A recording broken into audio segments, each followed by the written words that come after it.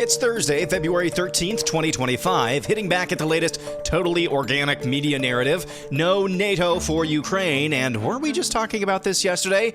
Next on the AM Update. The real constitutional crisis is taking place within our judicial branch. The United States does not believe that NATO membership for Ukraine is a realistic outcome of a negotiated settlement. We're here today because we have filed charges against the state of New York. It just simply is not the case that improper payments are only a function of bad people with bad intent. Dollar for dollar retaliation. Any tariff imposed on Canada, Canada will respond to. I got harsh words for the Pope. Pope won't fix the Catholic Church. The Senate confirmed Tulsi Gabbard to serve as Director of National Intelligence yesterday. Gabbard is the 14th member of President Donald Trump's cabinet to be confirmed. Although many considered Gabbard's D&I bid a long shot, the Senate confirmed her in a 52-48 vote. Republican Senator Mitch McConnell of Kentucky, of course, voted against Gabbard's confirmation. He can't walk, but he can try to thwart the president's agenda. Majority Leader John Thune said in a statement, quote, "Miss Gabbard is a patriot. She's someone who's been motivated by service. The intelligence community needs to refocus on its core mission, collecting intelligence and providing unbiased analysis of that information." Although Gabbard shared heated exchanges with senators during her confirmation hearing in late January, one by one, the GOP got behind Trump's D&I pick. Republican Senator Lisa Murkowski of Alaska announced Monday she would vote to confirm Gabbard after she voted to invoke cloture on her nomination. Told you about Murkowski's support just yesterday. So, slowly but surely, all of Trump's picks are coming in. You might have heard this clip going around in recent years. It's very Orwellian. Our greatest responsibility is to serve our Treasure Valley communities, the El Paso, Las Cruces communities, Eastern Iowa communities, Mid-Michigan communities.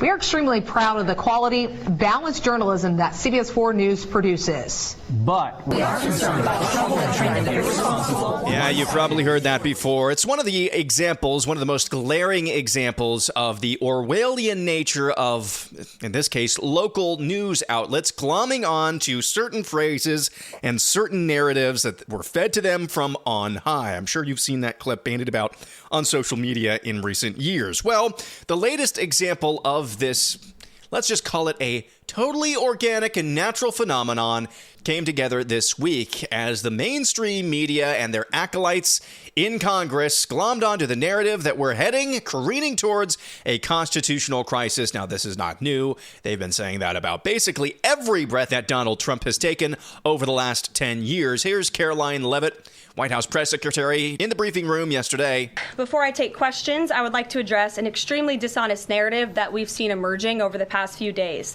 Many outlets in this room have been fear-mongering the American people into believing there is a constitutional crisis taking place here at the White House. I've been hearing those words a lot lately. But in fact, the real constitutional crisis is taking place within our judicial branch, where district court judges in liberal districts across the country are abusing their power to unilaterally block President Trump's basic executive authority. We believe these judges are acting as judicial activists rather than honest arbiters of the law. And they have issued at least 12 injunctions against this administration in the past 14 days, often without citing any evidence or grounds for their lawsuits. She's absolutely right. This is the real constitutional crisis here, is rogue judges trying to get in the way of the president's duly appointed authority to do what he wishes with his administration, appoint who he wishes to appoint, fire who he wishes to fire. Of course, this latest round of judicial supremacy kicked off this week, well, really got into gear this week with the story I told you about yesterday about that pissant judge who told the Trump administration, and you have to restore the web pages that talk about gender madness to HHS websites.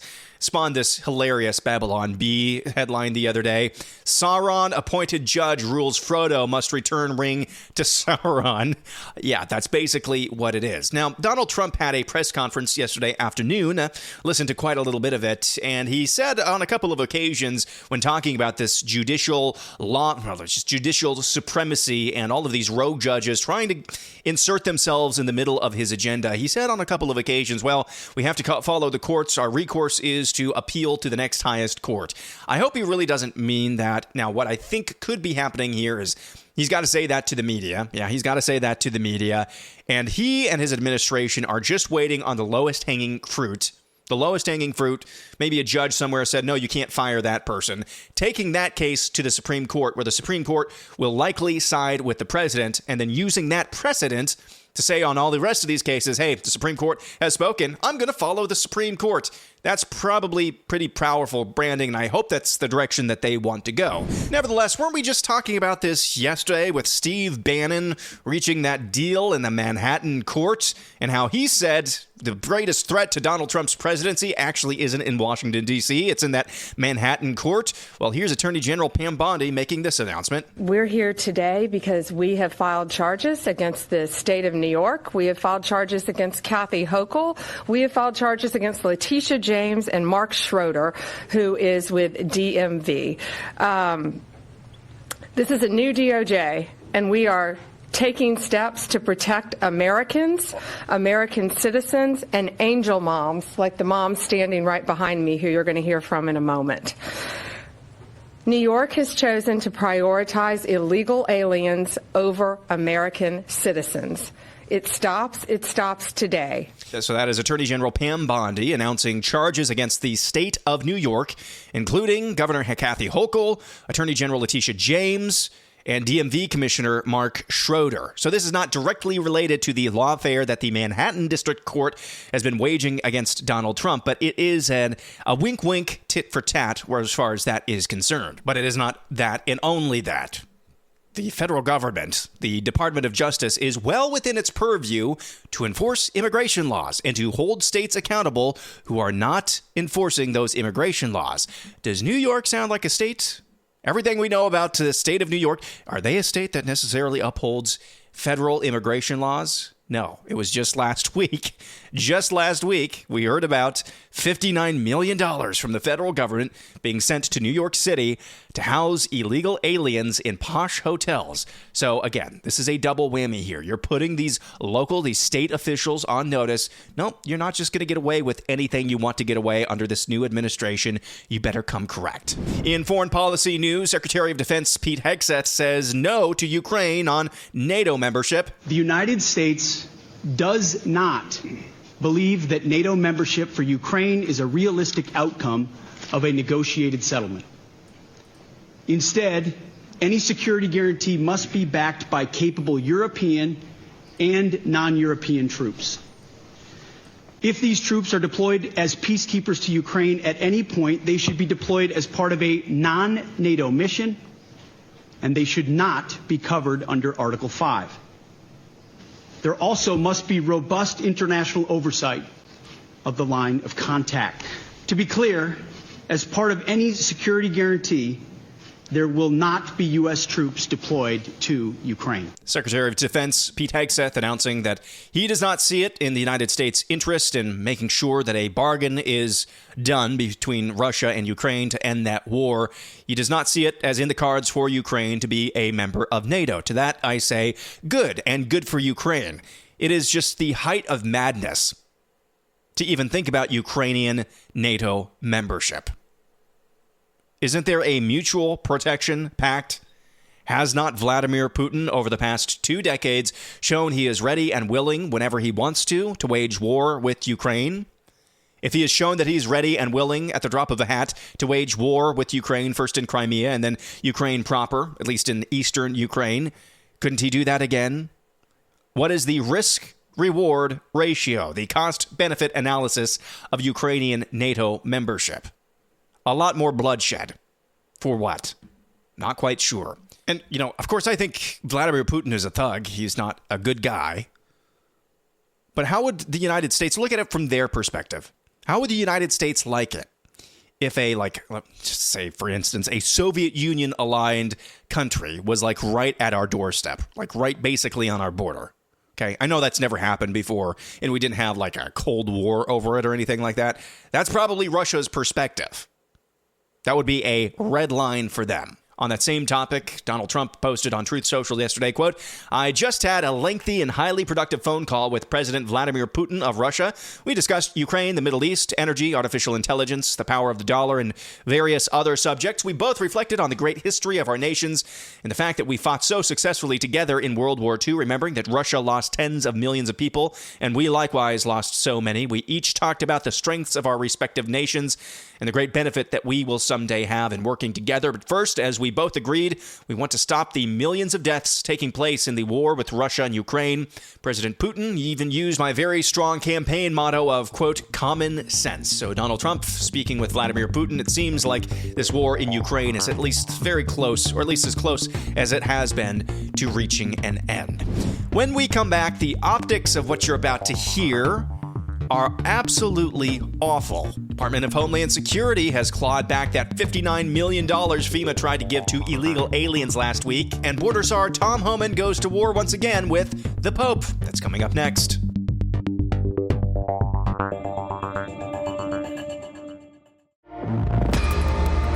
I want to remind you, tomorrow is another edition of Ask or Tell Me Anything. You can ask me any question you want, tell me any news story, either nationally or from your neck of the woods, that you think needs a light shined upon it. You can make your submissions, look for the pinned posts at Real AM Update on X.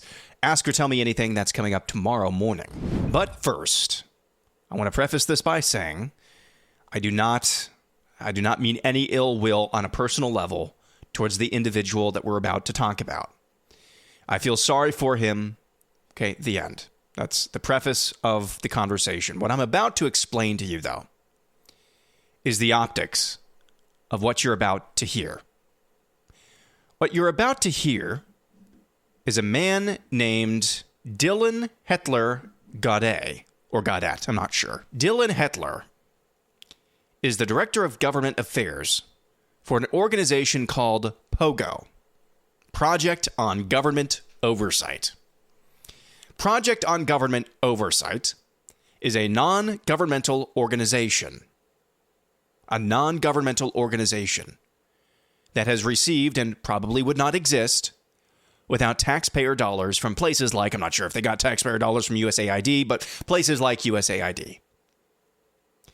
POGO, Project on Government Oversight, for which Mr. Hetler works for, ostensibly is an organization that serves as a watchdog for government waste, fraud, and abuse. Mr. Dylan Hetler, the voice that you're about to hear, is blind. He was at a hearing recently in Washington, D.C., reacting to DoJ and what they're doing in government. He was at this hearing. He's blind. He was wearing sunglasses. Listen to what Mr. Hetler has to say. Waste is different from fraud. Fraud is different from abuse, and abuse is different from both. When we talk about improper payments, they are a subset of those other three categories. But that doesn't tell us the whole picture either. Sometimes improper payments are a function of bad record keeping. Sometimes they are a function of outdated information technology systems. Sometimes they come about through human error, and sometimes they come about through negligence. There are a variety of reasons why improper payments happen. It just simply is not the case that improper payments are only a function of bad people doing bad things with bad intent. That is Dylan Hetler, Director of Government Affairs for POGO, Project on Government Oversight. The optics, ladies and gentlemen, of a blind man who is paid for or paid by an organization that would not exist without your taxpayer dollars, saying that he does not see waste, fraud, and abuse in how your taxpayer dollars are being used. The optics of that are incredible. Again, I don't mean to be mean to this guy. I'm just telling you what this looks like. Just telling you what it looks like. A blind man from an NGO that's funded, at least in part, by taxpayer dollars, telling you that he doesn't see waste, fraud, and abuse in how your taxpayer dollars are being used. I mean, you just cannot make this stuff up. On the bright side, though, the Department of Homeland Security says it's clawed back the full $59 million the Federal Emergency Management Administration gave to New York City for illegal alien hotels, which led to the firings of several individuals involved. DHS spokesperson told media, quote, Secretary Noam has clawed back the full payment that FEMA deep state activists unilaterally gave to New York City migrant hotels, is what they're called. There will not be a single penny spent that goes against the interest and safety of the American people. So not only did we get firings at FEMA as a result of this payment that they tried to make for illegal aliens in posh hotels, or at least paying hotels posh rates, not only did we get firings for that last week, we also got the $59 million back. Of course, $59 million is nothing, but it's still good to know that, at least for now, we're not letting the details slip through the cracks. Something that has slipped through the cracks, though, is Congresswoman Jasmine Crockett's brains. I'm trying to figure out exactly what it is that the Republicans believe our job is, because right now they have relinquished their constitutional duties over to an unelected bureaucrat, someone who no one went out to vote for. And absolutely, he is occupying the Oval Office, as we saw yesterday. And that is a first for me, to see someone occupying the Oval Office who's never actually been elected to the Oval Office and actually answering more questions than the person that allegedly got elected. Election denier, insurrectionist. Am I doing this right? Congresswoman Crockett? You said Donald Trump allegedly won the election? Or shouldn't you be on an FBI watch list by now? So they've been trying to do this for weeks. They've been trying to say that Elon Musk is the real president. And the real reason that they're trying to do that is they're trying to provoke, I should say, Donald Trump's ego. No, Elon Musk is not the president. I'm the president, and I need everybody to know that. So far, it's not working at all. The aforementioned press conference that Donald Trump did, the impromptu one yesterday, I mean, he was just gushing about Elon Musk, just gushing about him. It's not working. The day before that, we featured that soundbite of Elon Musk talking about Social Security and the cursory glance that he did through that organization. At that press conference, both Trump and Elon Musk, but especially Trump, very complimentary towards Elon Musk. So this plan to drive a wedge through both of these individuals is not working so far. I kind of wonder at this point if he likes the fact, I should say, that Elon Musk is drawing as much attention that he is. Not because Trump is a coward or anything, but because Trump sees the benefit of defraying the limelight and knowing that everything is kind of in his hands. Yeah, you can take all this heat, Elon. Yeah, they can call you the president. Ultimately, you work for me. I'm fine with that. If they want to dilute their targets here, totally fine by me. I'm starting to wonder if that's Donald Trump's kind of mojo here, because it certainly seems like all of these attempts, the Time magazine cover with President Musk, all of these attempts to drive a wedge between Musk and Trump, they have failed spectacularly so far. Border czar Tom Homan this week went to war with the Pope. Now, Pope Francis sent a letter to American bishops this week, basically chastising Donald Trump's deportation plans.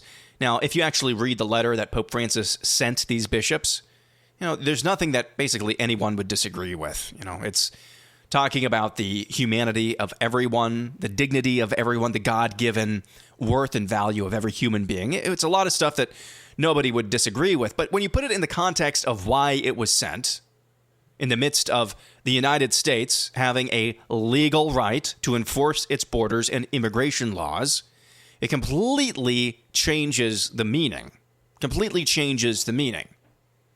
If the United States were running concentration camps for illegals, the letter that Pope Francis sent this week to American bishops would probably be more appropriate. But they're not. They're just enforcing good and righteous immigration laws, which is the focus of Tom Homan when he was asked about this letter that Pope Francis sent to the American bishops. I got harsh words for the Pope. Pope won't fix the Catholic Church. I'm saying this as a lifelong Catholic. I was baptized Catholic. I was First Communion as a Catholic. Confirmation as a Catholic. He ought to fix the Catholic Church and concentrate on his work and leave border enforcement to us. He wants to attack us for securing our border. He's got a wall around the Vatican, does he not?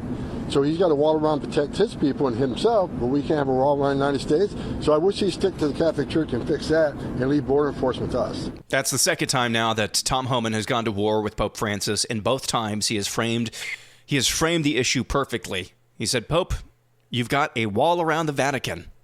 You're allowed to enforce your borders at the Vatican, but we can't enforce ours. That is perfect framing.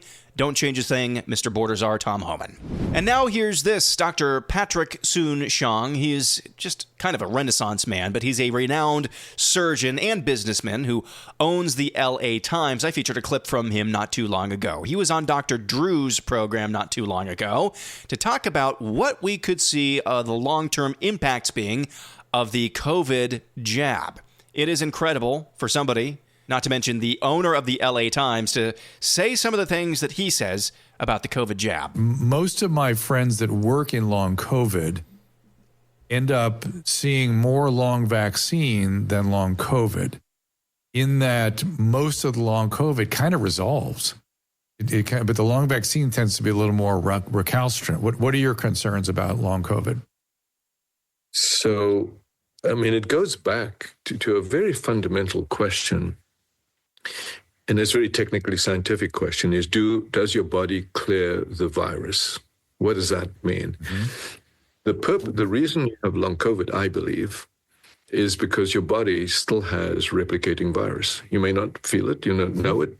Insides of your body does it because it causes inflammation in multiple areas of your body, whether it be your heart and cardiac arrest, whether it be in your colon and you get cancer, whether it be in your brain and you get brain fog, etc. Again, you need to ask the question, what's going on? But the question first is, why did we create a vaccine that does not clear the virus?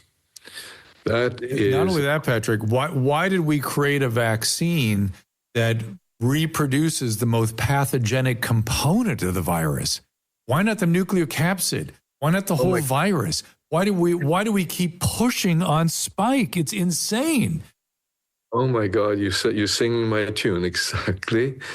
I've been saying this since 2020. Think about this. I'm not only worried about long COVID, I think I understand why we're getting long COVID. Your idea about spike, this thing called spikyopathy, the idea that the spike could come either from the vaccine or from the COVID virus itself. And if it comes from the vaccine, does it break off and does it actually replicate? If it replicates, does it persist? If it persists and replicates in a certain part of the tissue, does it reduce what they call P53? Is it then a harbinger of cancer? Is it going to act like hepatitis and HPV, God forbid, where in fact 5 years or 10 years from now, is it potentially the explanation why I'm seeing 8-year-old, 10-year-old, 11-year-olds with colon cancer? Why did I see patients with 13-year-old metastatic pancreatic cancer? These are questions that need to be very importantly asked. And by the way, is it COVID? Is it vaccine? Is it both? All are possible. Is it red dye? Is it PFAS? Is it all of the above? Is it all preventable? And is it all treatable? At the end of the day, I'm a surgeon. I want to treat it. Dr. Patrick Soon-Shiong, renowned surgeon, great businessman, owner of the LA Times. I featured him a few weeks ago during the LA wildfires. He was the one who apologized for his paper endorsing Mayor Karen Bass during their last election for LA mayor. When you hear a guy like him, who is obviously extremely intelligent, extremely skilled, like I said, a Renaissance man. He's a great businessman as well as, like I said, a renowned surgeon. When you hear him starting to ask the same questions that you've heard nutty right-wingers ask for years now about the COVID jab, you might be tempted to say, well, hey, you're a couple of years too late, doctor. I'm tempted to say this thing might be as bad or worse than it was billed when it comes to the COVID jab. When you hear him, I would guess, given that he had interest in and followed through on the purchase of the LA Times, I'm guessing he's probably coming from a leftward bent. And now even he is questioning this.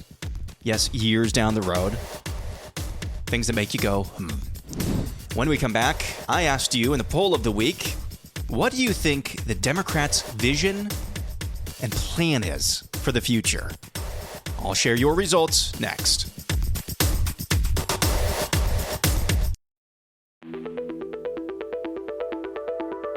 Poll of the week, I asked you, what is the current vision of the Democratic Party? Gave you 4 options, and here they are in order, from worst to first. Something else, comment below. We'll get to those in a minute. In third place, prevent defense. Basically leaving everything in front of them, but don't give up any touchdowns. We'll give up some long gains, maybe give up some catches and runs. We don't want to be in prevent defense because usually that means that the other team's on offense and we're trying to stop them. Hold on to what we've got. 14% of you said they're playing prevent defense. In second place is I honestly don't know. 30% of you said you really don't know what the current vision of the Democrat Party is. That's what I voted for because I really don't know. And I'm not trying to be arrogant. I'm not trying to underestimate our opponents here, but I'm trying to figure out what they're actually trying to accomplish here, what the vision they are casting for their voters actually is. And in number one, in first place, seething. 43% say that's their vision, just seething. I can't fault you for voting for that. Here's what a few of you had to say. Zach Stewart says, the Democrat Party's vision is be blind and proceed to play the visually impaired victim. Yep. Uncontexted says he's got that meme of the very, very consternated individual with tears of blood running out of their eyes. Very consternated. Saying, but my Trump derangement syndrome. Okay. Let's go to Alex Pfeiffer. Melting. That's their vision, just melting. Phil Brown says, their vision is the same as it was before the election, except more.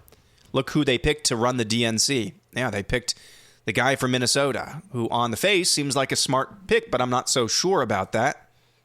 Guy from a purple state that turned blue while he was working up his way through Minnesota politics. But then again, Minnesota politics was the vice president. At least the vice presidential ticket on the Democrat side. So who knows if that's actually a good guess. Melissa B. says, their vision is the same as all communists. Destruction.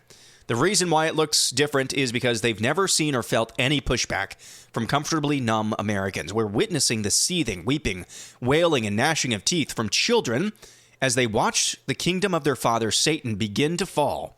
The vision hasn't changed. They're just on defense at the moment. Melissa, that's a really good take. And it's kind of a combination of the 3 specific options that I provided to you. Yeah, they've never been on defense, prevent defense. They don't know how to play it. Destruction. That's kind of the demonic seething. I don't know. I guess you are actually putting forth a vision of what they're actually seeing. But yeah, I think that's a good take. You just have to assume with communists, their goal is always the same. And it's anti-humanism or destruction, as you put it. That's a good take, Melissa. Nate Sell says, the Democrats finally believe in the rule of law as long as they rule with the law. And lawfare at the state level will be the next bit of resistance for the next 2 years. Nate, that's why I don't envy activists, conservatives in blue states, because I think there's a lot of truth to that. And you've already seen hints of this in places like New York. That's to be expected, but also places like Michigan as well. I believe it was Jocelyn Benson a few weeks prior to the inauguration say much the same thing. We're going to double, triple down on the communism here in Michigan. Datamask says, the vision of the Democrat Party is collusion with rhinos to continue the decline, albeit at a slower pace, because you are an instaphobe if you don't. Yeah, can't argue with that much. John Andrew Hildreth says, to continue to live-action role-play, caring about Americans by exploiting every single special interest group possible. There's a lot of truth to that, too. Dominic says, retreat and reorganize. I'm not really sure I see a lot of retreat with Democrats. They're just kind of out there flailing at the moment. Their message late last week was literally, and I quote, big balls. That was the DoJ staffer who got fired and then rehired. And they couldn't stop talking about big balls. This week it was, we have to F Trump. What is the vision? There's no vision there. That's just seething and flailing. John Forsma says, I'd say seething and temporarily overwhelmed, and hopefully they will be permanently overwhelmed in 4 to 8 years. I think there's some truth to that as well. I do think that they are overwhelmed for the first time. Good example of this.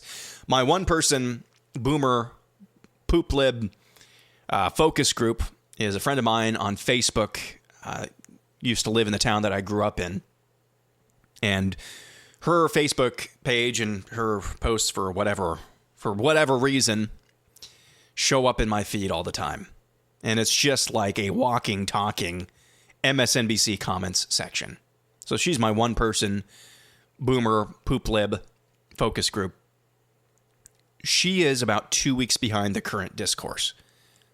She was posting this week about how the United States has no idea the pushback that they will receive from Canada and other NATO countries if they invade Canada. That was something that was a talking point that was maybe relevant from their point of view, even from their point of view, like 2 weeks ago. We've moved beyond that now. That's how disorganized and flailing they are at the moment. Joe Allen says something else, the Cloward-Piven strategy. I don't know how they accomplish that right now. They're not in power unless they really take the calls to violence to heart. There was a pastor in, I think, Tennessee who just overtly said last weekend, and he was a pastor of a predominantly black church, I believe, just overtly said, hey, what Elon Musk is doing at DoJ, they're going to start coming for your Social Security checks. Sometimes when the devil gets so ridiculous, you have no choice but to resort to violence. He was just overtly calling for violence.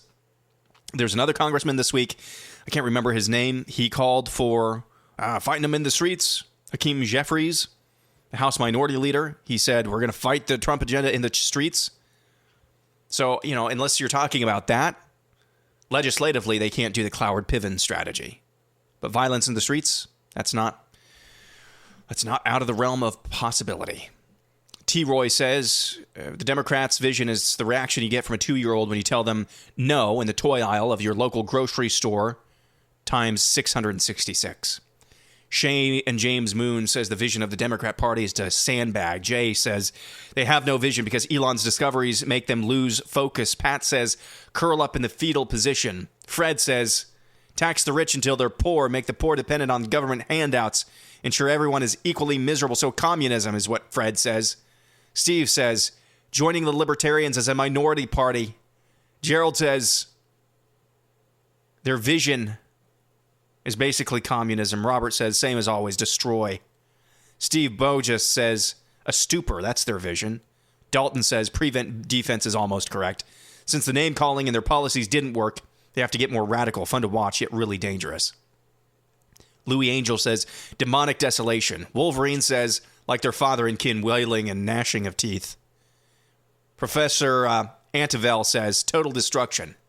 Andy says voter fraud, race agitation, militant feminism, class warfare, rainbow mafia, and judicial tyranny. That's their vision, is to make that great again, back to their roots.